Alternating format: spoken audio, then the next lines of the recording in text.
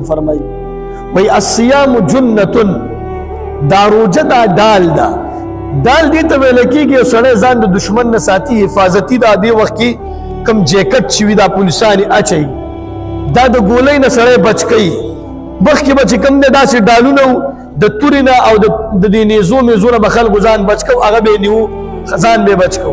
نو دا روجه چې کوم دی دا ډال دی د جهنم نه د بچ کېدو یو ډال دی الله پاک د دې د وجې نه سړی د جهنم نه بچ کوي یو حدیث کې داسې راغلی رسول الله مبارک صلی الله علیه وسلم فرمایي وایي زما امت ته 15 خصوصیات ورکړی شوي دي 15 انعامات چې هغه زما د امت نه مخکې بل امت ته نه دي میلاو شوي یو خصوصیت زما د امت دا دی چې زما د امت د روجهداري د خولې چې کوم بدبویي د معدې د وجې نه غاښ به صفا کې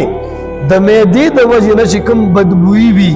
هغه بدبویي الله ته د مشک عنبر د زعفران نه بهترین ښکاري ده